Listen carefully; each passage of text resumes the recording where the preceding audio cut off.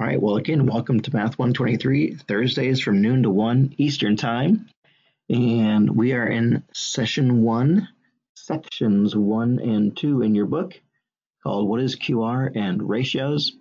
And we actually have a couple of assignments, and the assignments are your web work assignments. So we have the orientation assignment in web work. And all you do when you go in there is you click the link and it'll take you right to the assignment. And then we have web work assignment 1 and 2. And then we have a discussion board assignment also.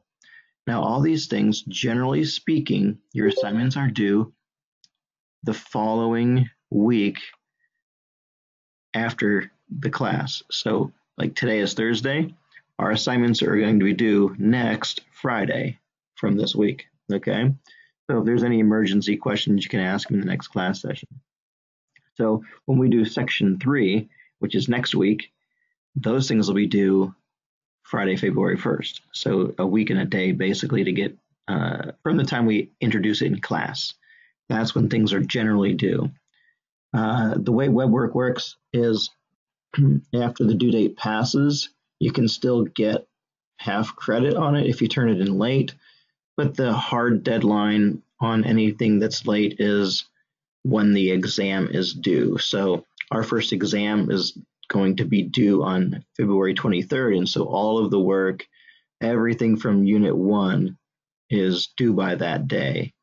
Again, don't get me wrong here. There are deadlines on these assignments, and some of them, if you pass the deadline, you can get, half credit, not a 0. That's the web work assignments only. All right, the other thing is it just turns into a 0. So try not to be late on anything.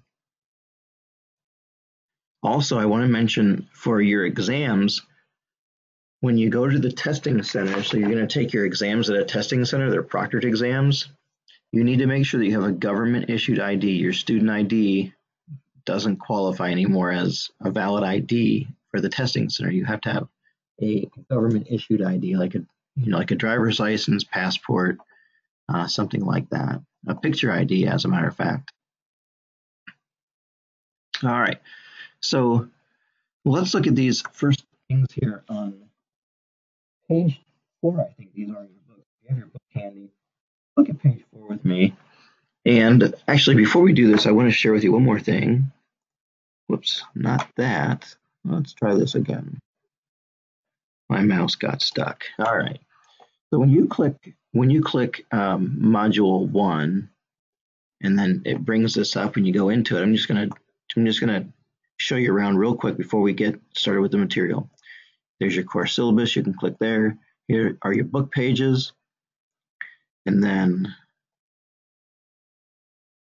click the next button.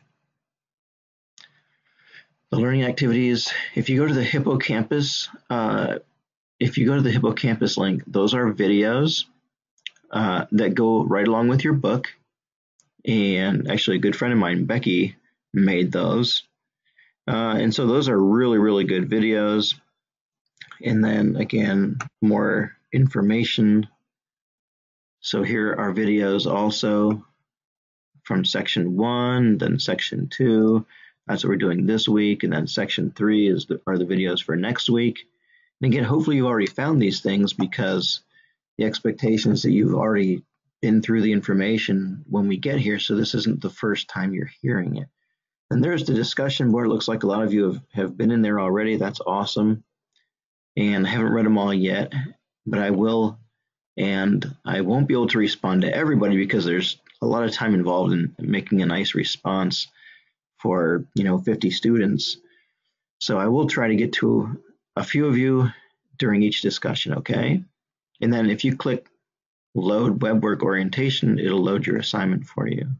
And then there's the web work number 1, and then there's section 2, section 3 when we get there, and then there's the quiz. Now the quiz is in Canvas, it's not in web work. And then it tells you what to do next. And then it goes on to module 2. Okay, but that's the setup that we have.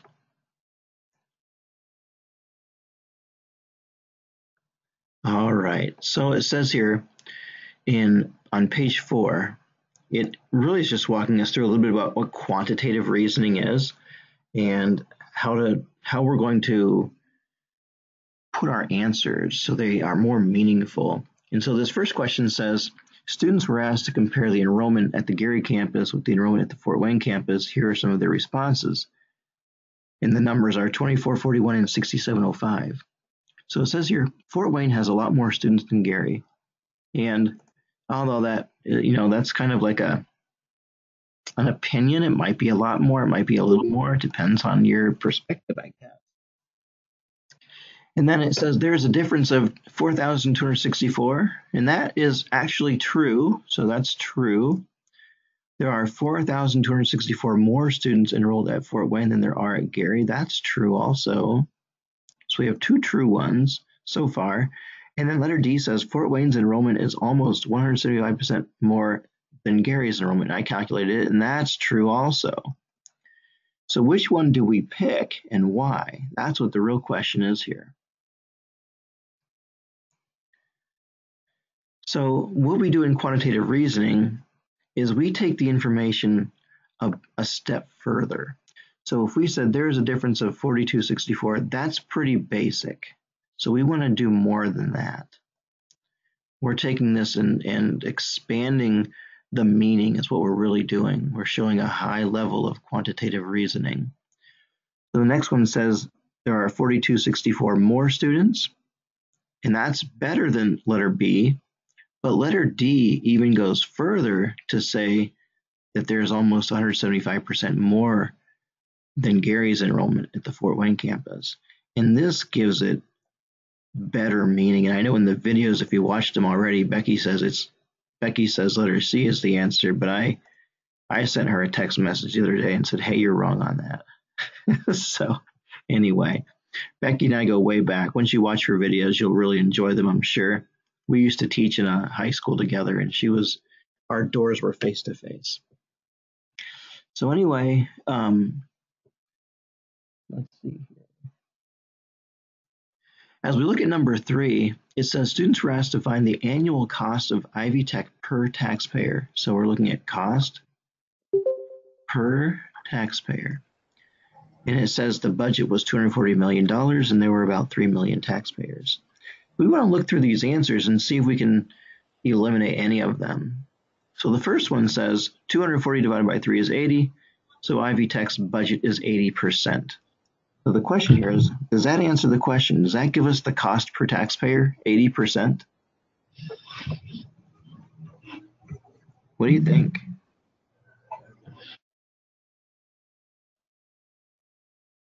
Yes, no, I'm not sure.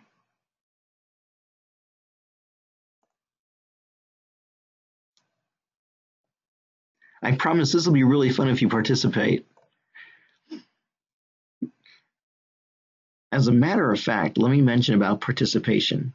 So I have next to me here on my table a list of all my students, and what I do is I monitor your participation either in the chat or vocally, and what I'm requiring is at least some proof of your existence in the first half of the class and the second half. So in the first half hour and the second half hour. So you want to make sure that you're participating either through the chat or through voice. So what do you think about letter A? Does that answer the question? Does it give us the cost per taxpayer?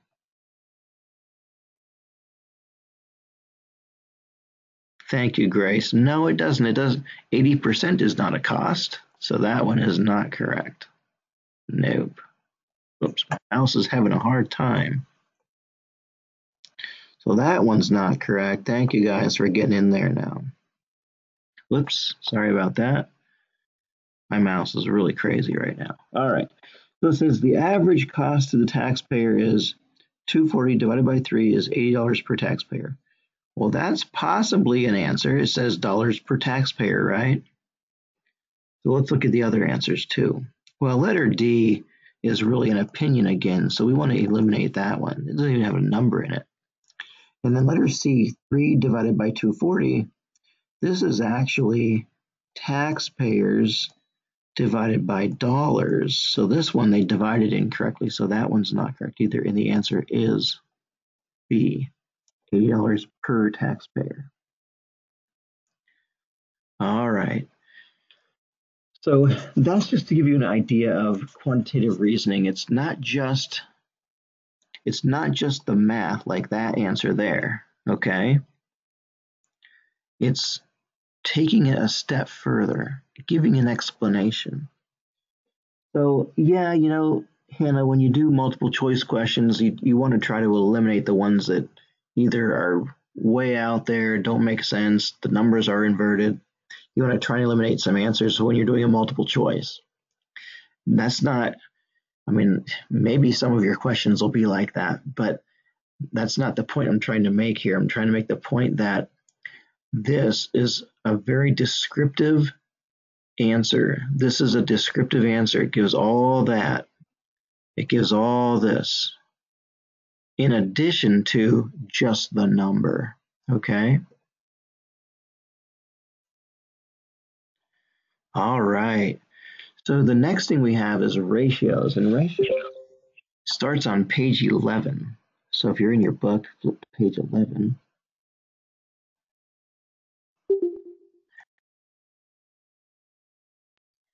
Okay, so on page 11 it says here, a ratio is a comparison of the relative size of two quantities. And a unit price is an example of a ratio of cost per one item. And actually we use unit prices to compare things. A lot of times if we're buying something, we want to know how does this price how does this size package compare to this other size package? So here's an example of that. It says the unit price for a 3 flavor pack is $9.99 for 18 cans, or 56 cents per can. And the unit price for the 8 flavor pack is $12.50 for 24 cans, which is 52 cents per can. And it says, which is the better buy?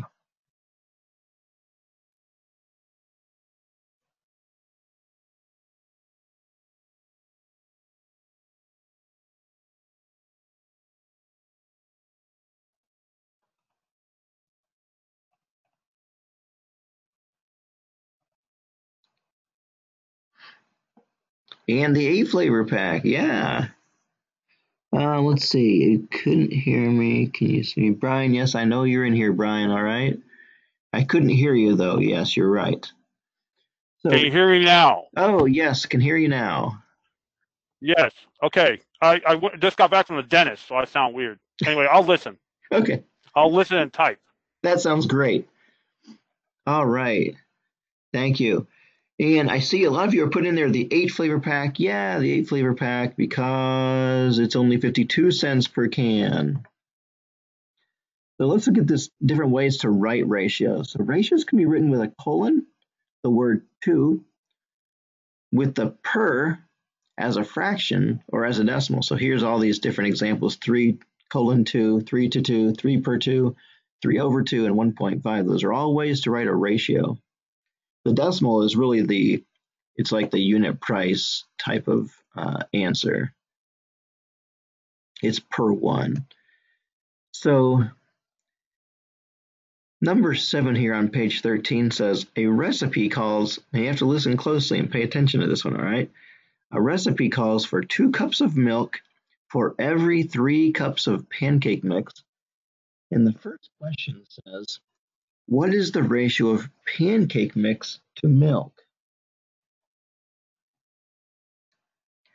Help me out here. It looks like, let's see, I saw Alexandra in there first. Oh, I saw actually, wow, I was slow getting there. So Brian and Alyssa and Alexandra with fast fingers got in there correctly. You were my first 3 in. So why did you, so one of you 3, explain to me or explain to the class why you wrote 3 to 2 and not 2 to 3. You can either do that out loud or in the chat.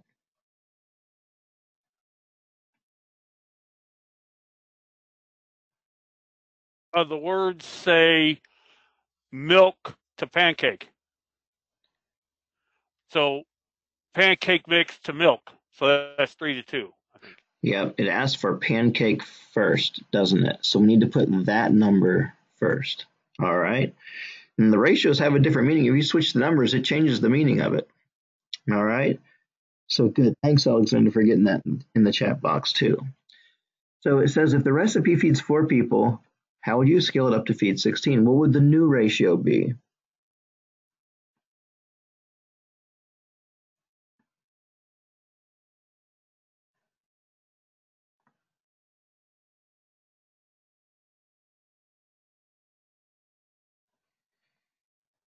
We want to be careful on this one. You have to multiply by 4. You have to multiply both numbers by 4 in this order, right? So it's going to be 12 to 8. All right, so we're scaling it up. We're multiplying both by 4. We have to put 12 cups of mix in with 8 cups of milk. Perfect. All right, so the way ratios work is I want you to see this as a fraction. 12 cups, oh my gosh, to 8 cups. And I want you to look at this fraction. So 21 over 24. I'm just going to write it as 3 times 7 and 3 times 8. If you look at this one right here, 21/24, we can reduce that by taking out the common factor of 3, and it makes this ratio 7/8 or 7 to 8. When we have ratios with units like cups, so cups are here in both of the values, we can actually reduce out the units if they match. And then the ratio is just a straight 12 to 8. That's why we didn't put the units in. So number 8 says explain what happens to the units of measure in the examples above. Units of measure cancel out, they go away. Now, I'm going to give you another example here. If we have something like 3 weeks to 12 days, now that ratio doesn't really give us a good comparison because the unit of time is different. And what we would do in this case is we would make the units be the same so we can actually get a true ratio. So there are 21 days in 3 weeks. We go to the smaller unit of time. So the ratio would be 21 to 12. Notice how days now are going to cancel out. And we can divide those both by 3 and get 7 to 4. So if we wanted to know the ratio of days of 3 weeks to 12 days, it would be 7 to 4. And the days would cancel out. Now sometimes the units don't cancel out and we can't even get them to cancel out, just like the examples up here. Notice that was dollars in cans. There's no way to cancel those units out. So we would write dollars per can. So we would include those units in the ratio. When we're comparing these objects, though, we don't include the units in the ratio because they cancel out. All right, so this next question is one of my favorites. And it's because 4 cups equals 1 quart, so it can also be reduced to 3 to 2 quarts. 4 cups is 1 quart. Yeah, and what we would do is we wouldn't even put any units on there. It would just still be 3 to 2. Thanks, Anna. Is it Anna or Anna? If you don't have a mic, give me choice 1 or choice 2. Anna or Anna? Okay, perfect. That's my daughter's name. So good. All right. So let's see. This is my favorite question because a couple of semesters ago I had a student who was actually a firefighter, and she said, "Oh no, Mr. Flute, 780 pieces of chicken. There's no way we would only cook 780 pieces of chicken. We at the firehouse, we love chicken, and we go through so much chicken. It would have to be probably 1,780 pieces of chicken." So understand the firefighters eat a lot of chicken. That's what I got out of that. So it says here, a local firehouse cooked 780 pieces of chicken for an estimated 240 people coming to their fundraiser. What is the ratio of chicken to people? And then use it in a meaningful sentence. All right. So the ratio, right, 780 pieces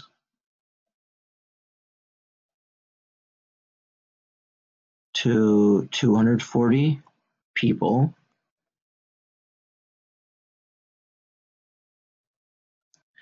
And let's see what that reduces down to. Well, we can divide those by 10 first. Maybe divide them by 6 or 4. Divide them by 2 for sure. Let me see. Let's see.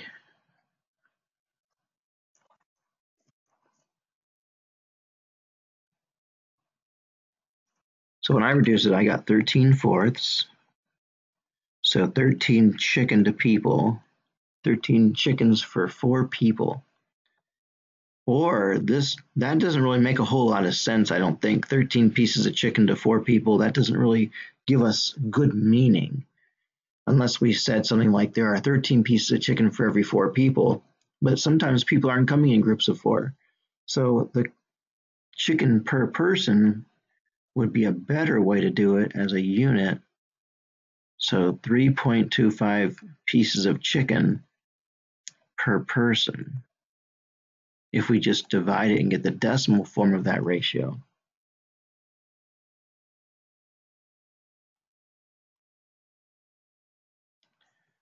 All right, so if we wanted to use this in a meaningful sentence, we would say something like, the firehouse cooked 3.25 pieces of chicken per person for their fundraiser.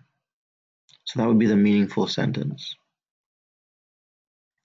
Okay, and we'll work on meaningful sentences as we go along, because there's some things you want to include. You want to make sure that you include, the value, the pieces of the ratio, what it relates to. So you don't want to just say 3.25 pieces of chicken per person. You want to give it a little bit more.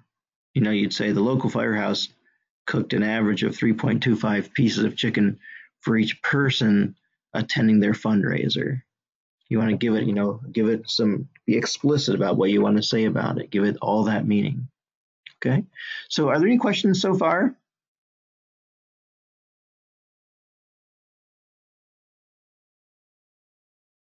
None from Alyssa, Brian, Brianna, Hannah, Steve, Nicole. All right. Anybody else? All right. Good. And if I'm going too slow, let me know. If this is like, oh yeah, we've already, if all of you have already done all this and you'll look at the videos, then we can go faster. We can skip some of these things. But you have to tell me. Like I said, in the future, hopefully, the goal is that you have already reviewed the information before you come to class, so that it's not brand new. All right. So Brian, I'll try to slow down a little bit. We have only 27 minutes left. I'm only halfway through the information, and so the class is fast and furious. But again, like I said before, I will make this recording available. It's going to take a little bit. It takes some time to convert the file into an MP4 and then put it onto my YouTube channel. So my YouTube channel is John F. Ivy Tech. pretty unique, huh? And so that's where the link will point you. It'll point you to the video there, okay? So here we go, page 15. Part to part, part to whole. So let's see. Oh, thank you, Brian, for watching Becky's videos. She's pretty awesome. So part to part, it says it compares two things based upon their differences. All ratios seen in this lesson so far are part to part. Part to whole compares one thing to the entire lot. Part to whole ratios can also be expressed as percentages. Do we always have to express them as percentages? No, but they can be. Part to part shouldn't be expressed as percentages. So let me just give you an example of part to part and part to whole. So if I'm in a classroom and I have 25 students, I have 11 boys and 14 girls, a part to part ratio would be 11 to 14, boys to girls. So this is part to part. A part to whole ratio would be 11 to 25. This would be boys to the total, or 14 to 25, girls to the total. And what we could do is we could say, oh, 11 out of 25, that's 44% of the class are boys. And 56% are girls. So that's how that's the relationship between the part to whole and the percentage. So we just, to get the percentage, you would divide 11 divided by 25 and then move the decimal 2 places to the right, and you get 44%. So part to whole can be changed into a percentage just so we can give it some better meaning, okay? So let's look at these two bar graphs. And these are on page 17. So on page 16, there's actually a table on page 16, and it's not all the way filled in, but it's mostly filled in. It's at the top. It's about unemployment and employment status and unemployment rates. And so it says here, less than high school diploma, it looks like there are 873 people. High school graduate or equivalent, 1,920. Some college, no degree, 1,004. And these are the number of unemployed in these particular categories. Associate degree unemployed, 562. Bachelor's degree unemployed, 912. And advanced degree unemployed, 429. So this graph shows the number of unemployed people in that particular category. The second graph shows the unemployment rate. All right, so I'll try to talk more clearly. Thanks, Steve. It's probably just a matter of me clearing my throat and getting a sip of water. All right, so let's see. So the second one is the unemployment rate by educational attainment. So when we look at these rates, 8, 5.45, 3.8 for the first four. So this 8%, how do you think we figured out that unemployment rate? How do you think we got that 8%?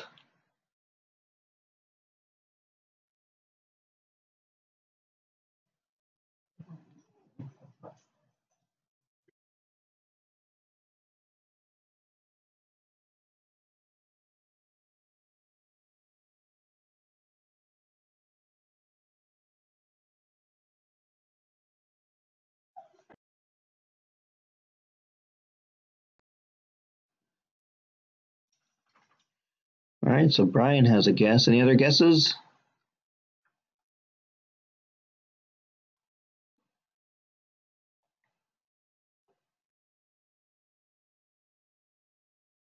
All right, well, two things. One, a rate is a ratio. And since this is a percentage, it's actually a percentage in each category. So that percentage is a comparison of the unemployed people to the total people in that group. So if we're looking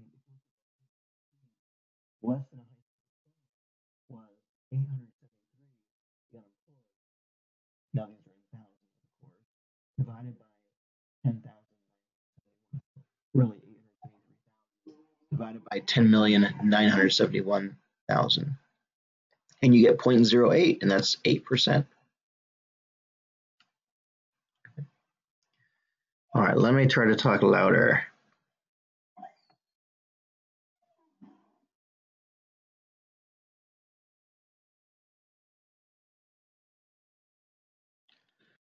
Okay, how's this?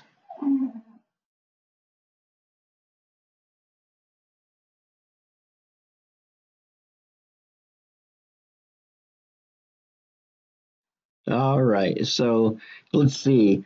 I don't know what I was going to repeat because I actually muted my mic and was trying to make sure my stuff was okay.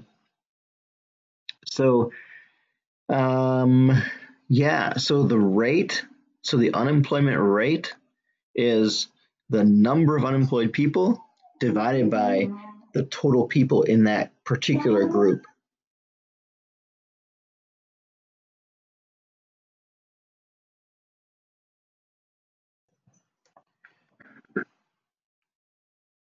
I'm reading Brian's answer here. The ratios of the, okay, yeah.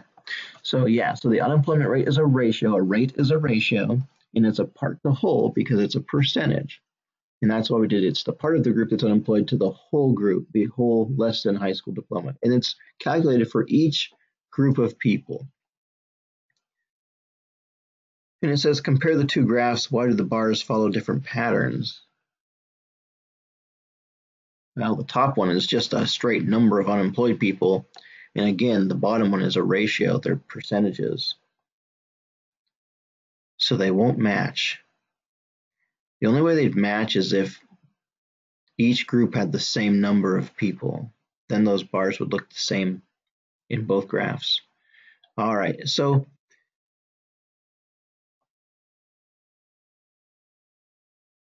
yeah, and the total would be, well, I don't know in this case, Brian, but if we were taking each group, so if we took the total population all together and then divided each little group by the total population, then when we got the percentages, they would equal 100% yes. But the bars would look different. If each category had the same number of people, then these bars would look the same when we divided. All right, so when we talk about ratios, there are three real big ones that we're going to be concerned with, okay? And they are called the age dependency ratios. So there are three of them. There is a child dependency ratio, an old age dependency ratio, and an age dependency ratio. And what these dependency ratios do is they tell us how many dependents there are in that category that a worker has to support in addition to themselves. Okay, so when we look at the first one here, number 4, it says calculate the ratio of under 15-year-olds to the total population. Now, this isn't an age dependency ratio yet, but let's just calculate this ratio. Under 15-year-olds to the total. Which type of ratio is this going to be, first of all, part to part or part to whole?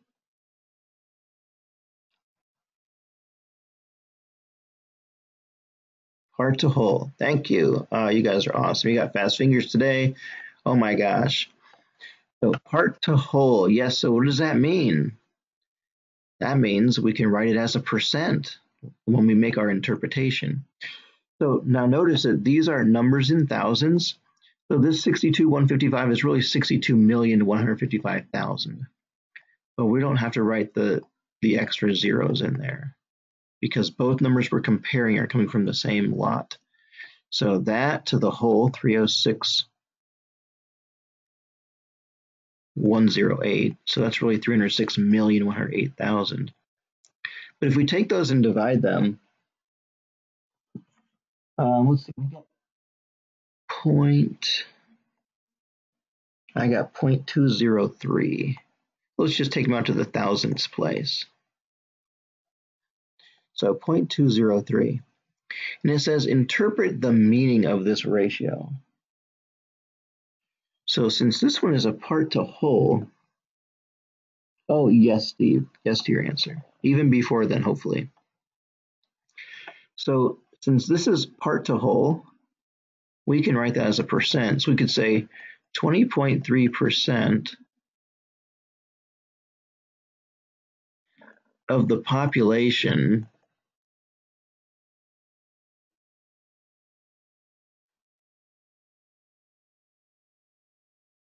is under 15 years old.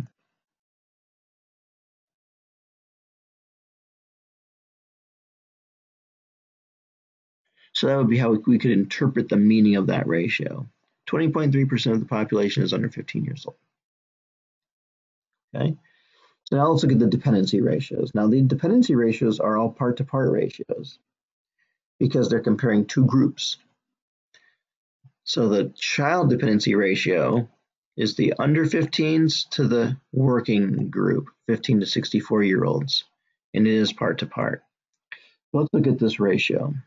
I have to keep moving my screen up and down so I have the numbers here. So 62,155 are the children, 62,155. And we're going to compare this to the middle group, the working group, 204,775.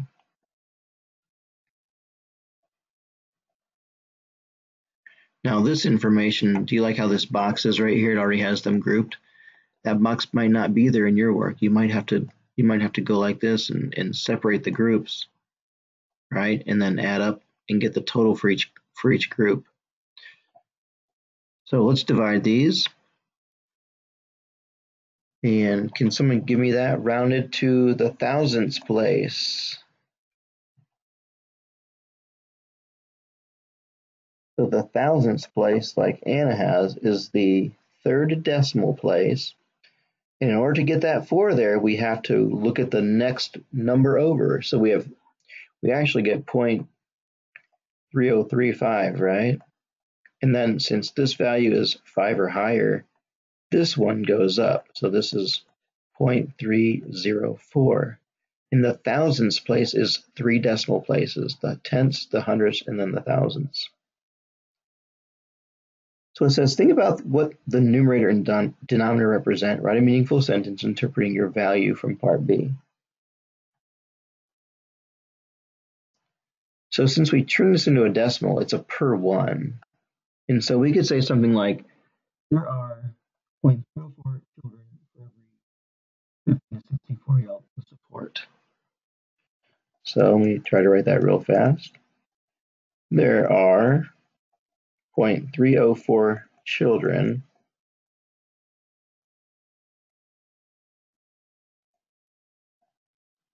for every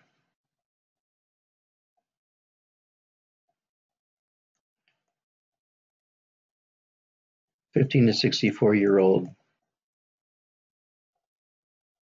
to support. And we could even say in addition to themselves, because they have to support themselves. You could also say there are about 30 for every 100 15 to 64-year-old.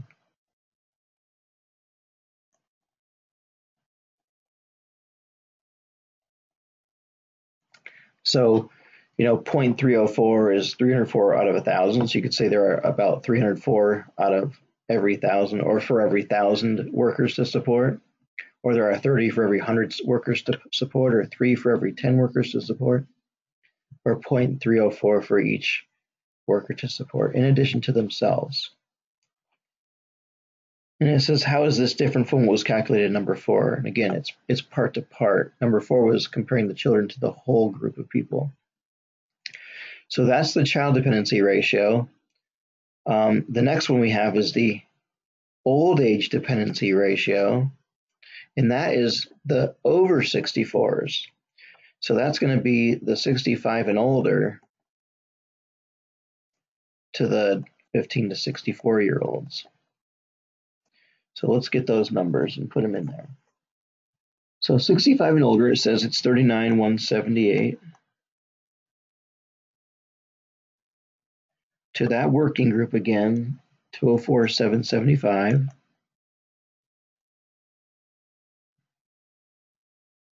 So again, this is the old age dependency ratio. It's the 65 and over divided by the middle group, the working age group. And let's see what this decimal is.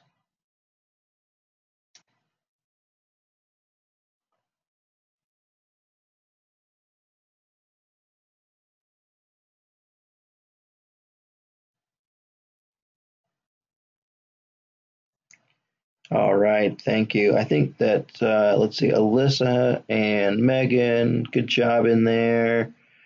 I don't know what happened. Anna, a typo mistake in the calculator probably. Oh, and again, we can't write this as a percent because it's not a part to whole. It's still a part to part. So 0.191, and then we're going to interpret that. So what does it mean? It means there are 0.191 old age dependents for every worker. 0.191 old age dependents for every worker, or every 15 to 64-year-old. Or you could say 19 old age dependents for every 100 workers to support. Okay, so 0.191 for each worker to support, or 19 for every 100. And then the age dependency ratio puts all this together. So the age dependency ratio, it says here, it's calculated by dividing the population, which is under 15 and 65 and over, by the 15 to 64 population. So two ways we can handle this. One way is we can do just what it says, find out what the total of those two groups is. So let's see. The under 15 was 62,155, plus the old age ones, that was 39,178, divided by that middle group, 204,775. So when we do this, we have to add those two together first and then divide by that bottom number. And let's see what we come up with.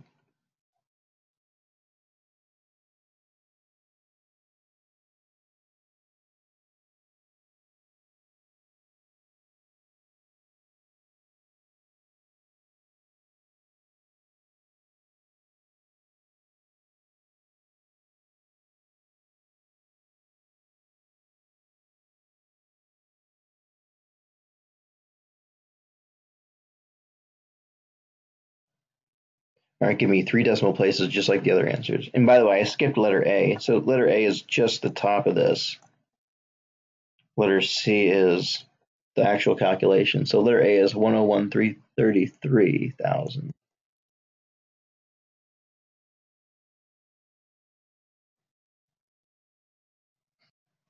It looks like you guys are getting 0.495. Whoops. Let me try making my 4 one more time. 0.495. And I want you to notice something before we finish this and end the recording. 0.495. So we could say something like, this ratio represents the number of dependents each working age person must support in addition to themselves. So it'd be like 495 out of every 1,000, or excuse me, 495 dependents for every 1,000 workers to support. Or it's actually, this is pretty close to 0.5, isn't it? So that's like a half as a fraction. So there's about 1 dependent for every 2 workers. Approximately 1 dependent for every 2 workers, old age or child dependent. That's why it's called the age dependency ratio, because it doesn't distinguish between the child or the old. It's just all of them grouped together. So you could say it takes 2 workers to support each dependent, or 495 dependents for every 1,000 workers. All right, so hopefully that was good and detailed enough. And again, you can go back and watch the video, slow it down, back it up, all that, if you need to. And then the other videos are available, Becky's videos, plus the ones in the links that are individual links. And I'm going to end the recording and answer some questions.